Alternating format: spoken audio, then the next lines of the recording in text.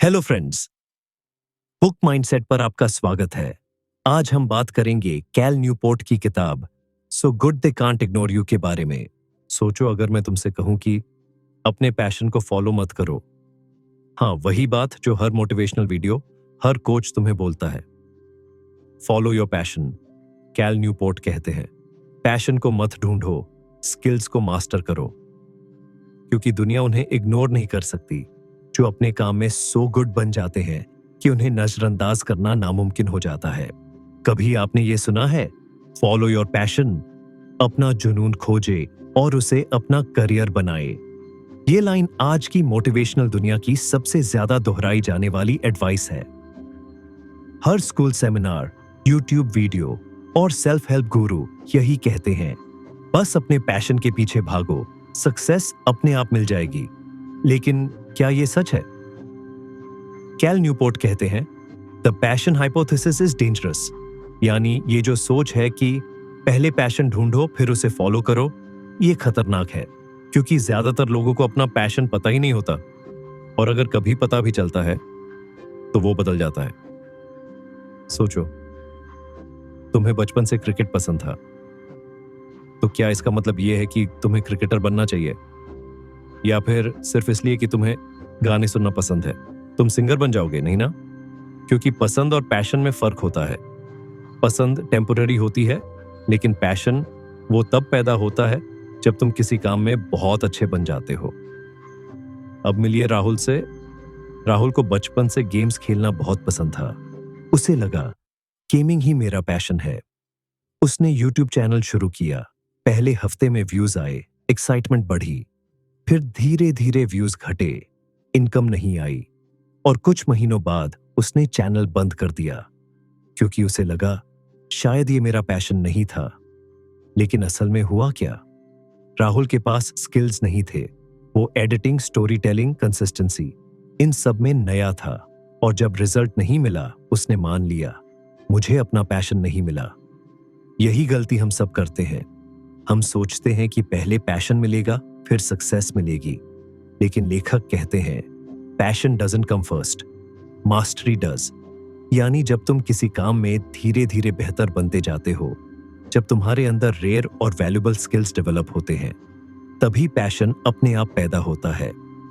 सोचो, अगर सच में हर कोई सिर्फ पैशन फॉलो करता तो दुनिया में टफ और मीनिंगफुल काम कौन करता?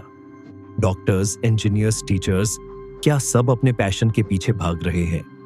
नहीं, उन्होंने अपने काम में मास्टरी हासिल की और फिर उसी में मीनिंग पाया। तो अगर तुम सच में कुछ बड़ा करना चाहते हो तो अपने पैशन को ढूंढने से पहले अपने स्किल्स को शार्पन करो। हर दिन कुछ नया सीखो, प्रैक्टिस करो, और याद रखो, जब तुम अपने काम में इतने अच्छे बन जाओगे कि कोई तुम्हें इग्नोर ही ना कर पाए, तब सक्सेस तुम्हारे पीछे भागेगी। तो अब सवाल यह है, अगर पैशन इतना अनरिलायबल है तो आखिर हम अपनी करियर डायरेक्शन कैसे तय करें? कैसे पहचानें कि किस स्किल में मेहनत लगानी चाहिए? इसका जवाब है आगे, करियर कैपिटल थ्योरी, जहां हम जानेंगे कि कैसे रेयर और वैल्यूएबल स्किल्स तुम्हारे करियर को अनस्टॉपेबल बना सकते हैं। अब तक हमने जाना कि फॉलो योर पैशन वाली सलाह पूरी तरह गलत नहीं, लेकिन अधूरी है, क्योंकि पैशन अपने आप नहीं मिलता। वो तब आता है जब तुम किसी काम में बेहद अच्छे बन जाते हो। अब सवाल ये है, कैसे बने इतने अच्छे कि दुनिया हमें इग्नोर न कर सके? इसका जवाब है career capital theory. Cal Newport कहते हैं, हर वैल्यूएबल स्किल जो तुम सीखते हो वो तुम्हारे करियर की करेंसी बन जाती है। जैसे पैसों से तुम फ्रीडम खरीदते हो, वैसे ही स्किल्स से तुम करियर फ्रीडम खरीद सकते हो। वो इस कंसेप्ट को कहते हैं करियर कैपिटल, यानी तुम्हारे पास जितनी रेयर और वैल्यूएबल स्किल्स होंगी उतनी तुम्हारी मार्केट में वैल्यू होगी। आओ इसे एक कहानी से समझते हैं। स्टीव जॉब्स को लोग बॉर्न जीनियस मानते हैं, लेकिन सच ये है कि वो कभी फॉलो योर पैशन वाले नहीं थे। उन्होंने इलेक्ट्रॉनिक्स और कैलीग्राफी में इंटरेस्ट से नहीं, क्यूरियोसिटी से शुरुआत की। वो बस सीखते गए, एक्सपेरिमेंट करते गए, और धीरे धीरे उन स्किल्स ने उनका करियर कैपिटल बनाया। जब उन्होंने एप्पल शुरू किया तो उनके पास इतनी वैल्यूएबल नॉलेज थी कि वो खुद अपने काम के डायरेक्शन और क्वालिटी पर कंट्रोल रख सके। रिजल्ट ये आया कि उन्होंने अपने लिए वो करियर डिजाइन किया जो उन्होंने खुद चुना था, न कि हालात ने मजबूर किया था। देखो, जब तुम रेयर स्किल्स सीखते हो तो तुम्हारे अंदर एक कॉम्पिटेंस कॉन्फिडेंस पैदा होता है, वो फीलिंग कि मैं ये कर सकता हूं। यही कॉम्पिटेंस धीरे धीरे कंट्रोल में बदलती है, और कंट्रोल वो चीज है जो करियर में सेटिस्फैक्शन लाती है। जितनी ज्यादा तुम्हारी स्किल्स रेयर होंगी, उतनी ज्यादा तुम अपनी टर्म्स पर काम कर पाओगे। इसे ऐसे समझो, अगर तुम्हारे पास बहुत रेयर डायमंड है तो लोग खुद तुम्हारे पास आएंगे, क्योंकि तुम्हारे पास कुछ ऐसा है जो सबके पास नहीं। वैसे ही अगर तुम्हारे पास रेयर स्किल्स हैं तो दुनिया खुद तुम्हें इग्नोर नहीं कर पाएगी। वो तुम्हें फ्रीडम, रिस्पेक्ट और अपॉर्चुनिटीज देकर रोकने की कोशिश करेगी। तो अब सवाल है, ये करियर कैपिटल कैसे बनाए? कैल न्यूपोर्ट इसके 3 क्लियर स्टेप्स बताते हैं। पहला, आइडेंटिफाई वैल्यूएबल स्किल्स। देखो तुम्हारे फील्ड में कौन सी स्किल्स सबसे रेयर और डिमांडेड है, जैसे digital marketing, communication, story telling, leadership, data analysis. हर फील्ड में कुछ जेम्स होते हैं। दूसरा, डिलिबरेट प्रैक्टिस करो। हर दिन 1% बेहतर बनने पर ध्यान दो। फीडबैक लो, डिफिकल्ट चीजों पर काम करो। यही प्रैक्टिस तुम्हारे करियर कैपिटल को कंपाउंड करती है। तीसरा, पेशेंस रखो। करियर कैपिटल ओवरनाइट नहीं बनता। जैसे इन्वेस्टमेंट को ग्रो होने में समय लगता है, वैसे ही स्किल्स को भी। लेकिन जब ये बनता है तो ये तुम्हें लाइफ लॉन्ग फ्रीडम देता है। करियर कैपिटल एक इन्वेस्टमेंट की तरह है। जितना ज्यादा तुम इन्वेस्ट करते हो, उतना ज्यादा इंटरेस्ट तुम्हें कंट्रोल, कॉन्फिडेंस और करियर सेटिस्फैक्शन के रूप में मिलता है। हर कोई फ्रीडम चाहता है, लेकिन बहुत कम लोग उसके लिए करियर कैपिटल कमाने को तैयार हैं। फ्रीडम कभी गिफ्ट नहीं होती, वो अर्न्ड प्रिविलेज है जो तुम अपनी मेहनत और मास्टरी से हासिल करते हो। तो अब तुमने समझ लिया कि कैसे करियर कैपिटल यानी रेयर और वैल्यूएबल स्किल्स तुम्हारे करियर की असली करेंसी है। लेकिन अब सवाल ये है, ये रेयर स्किल्स डेवलप कैसे हो? कैसे हम अपने काम को इतनी गहराई से सीखें कि वो हमारी पहचान बन जाए? यही रहस्य छुपा है आगे, द क्राफ्ट्समैन माइंडसेट, जहां हम जानेंगे कि कला की तरह काम करने वाला माइंडसेट कैसे तुम्हें बाकी लोगों से अलग खड़ा करता है। हम सब अपने काम से लव करना चाहते हैं, लेकिन सच्चाई ये है, जब तक हम अपने काम में बेहद अच्छे नहीं बनते, तब तक वो काम हमें कभी सच्ची खुशी नहीं दे सकता। लेखक कहते हैं, यह पूछना बंद करे कि आपकी नौकरी आपके लिए क्या कर सकती है, बल्कि यह पूछना शुरू करे कि आप अपनी नौकरी के लिए क्या कर सकते हैं। यानी अपने काम से रिवॉर्ड मत मांगो, पहले अपने काम को कला की तरह करो। यही है द क्राफ्ट्समैन माइंडसेट। दुनिया 2 माइंडसेट पर चलती है, पैशन माइंडसेट और क्राफ्ट्समैन माइंडसेट। पैशन माइंडसेट पूछता है, मुझे इस काम से क्या मिलेगा, जबकि क्राफ्ट्समैन माइंडसेट पूछता है, मैं इस काम को कितना बेहतर कर सकता हूं, मैं आज कल से बेहतर कैसे बनूं। चलो एक कहानी से समझते हैं। आरव नाम का लड़का एक ग्राफिक डिजाइनर था। शुरू में उसे अपने काम से कोई खास एक्साइटमेंट नहीं थी। वो बस क्लाइंट्स के लिए डिजाइन्स बना देता था, पैसे के लिए। लेकिन एक दिन उसने तय किया, अब मैं हर डिजाइन को अपनी सिग्नेचर आर्ट की तरह बनाऊंगा। उसने फॉन्ट्स, कलर्स, लेआउट्स पर इतना डीप काम करना शुरू किया कि हर प्रोजेक्ट उसके लिए एक कैनवस बन गया। धीरे धीरे क्लाइंट्स खुद उसके पास आने लगे, क्योंकि अब वो रेयर क्वालिटी डिलीवर करता था। आरव ने जॉब को क्राफ्ट बना दिया और जॉब उसे लव देने लगी। यही है क्राफ्ट्समैन माइंडसेट का मैजिक। जब तुम अपने काम को एक आर्ट फॉर्म की तरह करते हो, तो हर दिन तुम्हारे अंदर मास्टरी का सेटिस्फैक्शन बढ़ता है, और यही सेटिस्फैक्शन पैशन में बदल जाता है। याद रखो, passion is a by product of mastery. Psychology में इसे कहते हैं फ्लो स्टेट।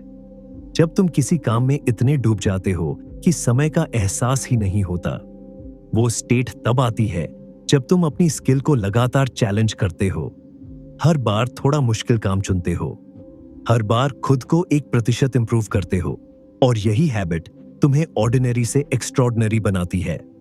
तो अगर तुम क्राफ्ट्समैन माइंडसेट अपनाना चाहते हो, तो ये 3 चीजें हमेशा याद रखो।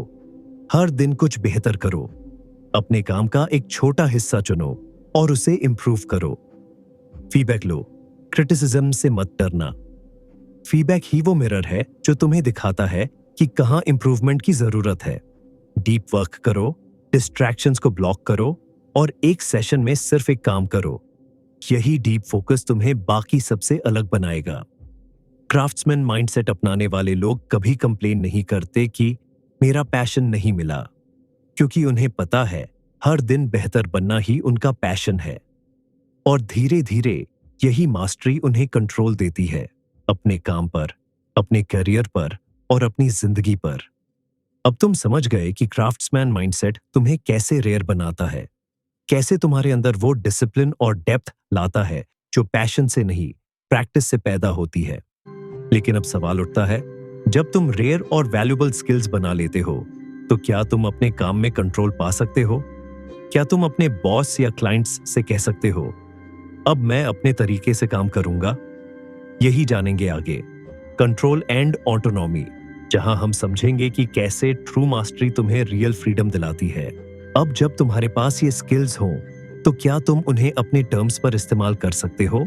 क्योंकि केवल स्किल्स होना ही काफी नहीं है, तुम्हें चाहिए कंट्रोल एंड ऑटोनॉमी, अपने करियर और वर्क लाइफ पर असली अधिकार। कैल न्यूपोर्ट कहते हैं, control without skill is dangerous. यानी अगर तुम सिर्फ कंट्रोल चाहते हो बिना स्किल्स के, तो दुनिया तुम्हें इग्नोर कर देगी। बॉस, क्लाइंट्स या इंडस्ट्री तुम्हारी ऑटोनॉमी देने को तैयार नहीं होंगे। लेकिन अगर तुम्हारे पास रेयर स्किल्स और डीप मास्टरी है, तो कंट्रोल नेचुरली फॉलो करता है। तुम डिसीजन ले सकते हो, प्रोजेक्ट्स चूज करना, फ्लेक्सिबल टाइमिंग्स रखना, अपने आइडियाज इंप्लीमेंट करना, क्योंकि तुम्हारे पास दुनिया में वही वैल्यू है जो कोई और नहीं दे सकता। चलो इसे एक उदाहरण से समझते हैं। सपना एक ग्राफिक डिजाइनर थी। शुरू में वह टिपिकल एजेंसी में काम करती थी। बॉस डिक्टेट करता था, डेडलाइंस टाइट थे, आइडियाज रिजेक्टेड होते थे। लेकिन उसने रेयर स्किल्स डेवलप करना शुरू किया। Advanced illustration, motion graphics, UX UI design. धीरे धीरे क्लाइंट्स उसे पसंद करने लगे और वो फ्रीलांस प्रोजेक्ट्स लेने लगी। अब सपना खुद डिसाइड करती है कौन सा प्रोजेक्ट लेना है, कितने समय में डिलीवर करना है और किस क्लाइंट के साथ काम करना है। ये है अर्न्ड ऑटोनॉमी, और ये केवल उसकी स्किल्स के कारण संभव हुआ। कंट्रोल और ऑटोनॉमी केवल फिजिकल फ्रीडम नहीं है, साइकोलॉजी में इसे कहते हैं जॉब क्राफ्टिंग और एजेंसी। तुम चुन सकते हो कि अपना टाइम कैसे यूज करो। तुम चुन सकते हो कि कौन से टास्क्स तुम्हारे स्किल ग्रोथ में मदद करेंगे। तुम चुन सकते हो कि अपने वर्क लाइफ बैलेंस को कैसे शेप दो। लेकिन ध्यान रहे, ये ऑटोनॉमी तभी सस्टेनेबल होती है जब तुम्हारे पास कैरियर कैपिटल हो। याद रखो, ऑटोनॉमी कोई गिफ्ट नहीं है, फ्रीडम कोई रैंडमली नहीं मिलती। ये वो चीज है जो तुम अर्न्ड प्रिविलेज के रूप में अपनी स्किल्स और मास्टरी से प्राप्त करते हो। जब तुम कंट्रोल पाते हो, तब तुम्हारा वर्क और लाइफ दोनों मीनिंगफुल बनते हैं। तुम डिसीजन मेकर बनते हो, पैसिव फॉलोअर नहीं। तो अब हम समझ गए कि रेयर स्किल्स और मास्टरी सिर्फ अच्छे काम के लिए नहीं, बल्कि तुम्हें रियल ऑटोनॉमी और कंट्रोल दिलाने के लिए जरूरी है। लेकिन अब सवाल उठता है, जब तुम्हारे पास मास्टरी हो, ऑटोनॉमी हो, तो तुम्हारा काम सिर्फ फ्रीडम के लिए ही रहेगा या उसके पीछे कोई बड़ा पर्पस और मिशन भी होना चाहिए? आगे हम जानेंगे कि कैसे पर्पस और मिशन तुम्हें सिर्फ स्किल्ड या फ्री होने से कहीं ज्यादा बड़ा ड्राइव देते हैं। कैल न्यूपोर्ट कहते हैं, the happiest most motivated professionals have a mission. यानी तुम्हारा काम सिर्फ वर्क नहीं, बल्कि मिशन ड्रिवन पर्पस होना चाहिए। मिशन मतलब वो बड़ा रीजन जिसकी वजह से तुम हर सुबह उठते हो। ये रीजन सिर्फ पैसे या रिकॉग्निशन नहीं है, ये वो चीज है जो तुम्हारे स्किल्स और ऑटोनॉमी को एक मीनिंगफुल डायरेक्शन देती है। कैल न्यूपोर्ट कहते हैं, without a mission your work will always feel like just a job. यानी मास्टरी और फ्रीडम के बिना भी तुम सक्सेसफुल दिख सकते हो, लेकिन तभी असली फुलफिलमेंट आता है जब तुम्हारा काम किसी बड़े गोल के लिए हो। आओ इसे एक कहानी से समझते हैं। संध्या नाम की एक लड़की एनजीओ में काम करती थी। शुरू में उसे सिर्फ सैलरी चाहिए थी, लेकिन धीरे धीरे उसने देखा कि उसकी स्किल्स और डेडिकेशन से लोगों की जिंदगी बदल रही है। यही रियलाइजेशन उसके लिए मिशन बन गया। अब संध्या हर काम अपने मिशन के लेंस से करती है। हर डिसीजन, हर प्रोजेक्ट, हर चैलेंज उसके लिए मीनिंगफुल बन गया और यही सेटिस्फैक्शन, फुलफिलमेंट और ड्राइव देती है। तो मिशन कैसे खोजे? कैल न्यूपोर्ट इसके 3 स्टेप्स बताते हैं। पहला, observe your skills in action. देखो कौन से काम तुम्हें फ्लो स्टेट में ले जाते हैं, कहां तुम 1% बेहतर करते हो। दूसरा, look for gaps in the world. Identify करो कि दुनिया में कौन सी प्रॉब्लम्स हैं जहां तुम्हारी स्किल्स मीनिंगफुल इंपैक्ट डाल सकती है। तीसरा, connect your work to a bigger purpose. तुम्हारी डेली टास्क्स सिर्फ टास्क नहीं बल्कि किसी बिगर मिशन का हिस्सा बने। जब तुम्हारा काम मिशन ड्रिवन होता है तो तुम्हें एक्सटर्नल रिवॉर्ड्स की जरूरत कम पड़ती है। आप पैसे या पहचान के लिए काम नहीं करते, आप काम करते हो इम्पैक्ट और मीनिंग के लिए। तो दोस्तों, यही है अल्टीमेट सीक्रेट। स्किल्स बनाओ, मास्टरी हासिल करो, ऑटोनॉमी कमाओ, अपने काम में कंट्रोल पाओ, मिशन खोजो, अपना वर्क पर्पस ड्रिवन बनाओ। जब ये तीनों मिलते हैं, तुम सिर्फ टैलेंटेड या इंडिपेंडेंट नहीं होते, तुम अनस्टॉपेबल बन जाते हो। तुम्हारा काम सिर्फ जॉब नहीं, लेगेसी बन जाता है। लेकिन अब सवाल उठता है, इन सभी लेसन्स का प्रैक्टिकल टेकअवे क्या है? हमने सीखा स्किल्स, मास्टरी, ऑटोनॉमी, मिशन, लेकिन इन सबको अपने लाइफ में कैसे इंटीग्रेट करें ताकि तुम सच में अनस्टॉपेबल बनो? सोचो, एक कॉमन सिनेरियो, तुम्हें लगता है कि तुम्हारा ड्रीम जॉब चाहिए, तभी लाइफ मीनिंगफुल होगी। लेकिन रियलिटी ये है कि मीनिंगफुल करियर बनाने का रास्ता पास पसंद करने से नहीं, मास्टरी बनाने से गुजरता है। कैल न्यूपोर्ट के अनुसार स्किल्स बनाकर करियर कैपिटल कमाओ और क्राफ्ट्समैन माइंडसेट अपनाकर ऑटोनॉमी कमाओ, मिशन खोजो, तभी काम तुम्हारे लिए पैशन और फुलफिलमेंट बन जाता है। यही फॉर्मूला तुम्हें सो good they can't ignore you बना देता है। अब सबसे इंपॉर्टेंट, इसे अपने जीवन में कैसे लागू करें? सबसे पहले, आइडेंटिफाई वैल्यूएबल स्किल्स। देखो अपने फील्ड में कौन सी स्किल्स रेयर और डिमांडेड है। दूसरा, डिलिबरेट प्रैक्टिस। हर दिन फोकस्ड प्रैक्टिस करो, मिस्टेक से सीखो, फीडबैक लो। तीसरा, अडॉप्ट क्राफ्ट्समैन माइंडसेट। काम से रिवॉर्ड मत मांगो, काम में एक्सीलेंस क्रिएट करो। चौथा, earn control gradually. Small autonomy negotiate करो, फिर अपने करियर कैपिटल के लेवरेज से फ्रीडम लो। और आखिर में, फाइंड योर मिशन। अपने काम को बिगर पर्पस से जोड़ो ताकि हर दिन तुम्हारे एफर्ट्स मीनिंगफुल बने। दोस्तों, याद रखो, ये सफर आसान नहीं है, लेकिन हर स्मॉल स्टेप तुम्हें एक्स्ट्रॉर्डिनरी बनाता है। हर स्किल, हर मास्टरी, हर मिशन ड्रिवन प्रोजेक्ट तुम्हें अनस्टॉपेबल बनाता है। जैसे कैल न्यूपोर्ट कहते हैं, be so good they can't ignore you. अब ये तुम्हारे हाथ में है। क्या तुम अपने कंफर्ट जोन में रहोगे या अपने क्राफ्ट, कंट्रोल और मिशन के साथ एक्स्ट्रॉर्डिनरी बनोगे? यही है सीक्रेट फॉर्मूला जिससे तुम भी बन सकते हो। सो good they can't ignore you. अगर आपको यह वीडियो पसंद आया है तो इसे लाइक करो, हमारे चैनल को सब्सक्राइब करो और कमेंट में लिखो, आज से मैं अपने आप में यह बदलाव लाना शुरू करूंगा। और याद रखो, हर बड़े काम की शुरुआत सिर्फ एक स्मॉल स्टेप से होती है। तो आज ही वो पहला कदम उठाओ।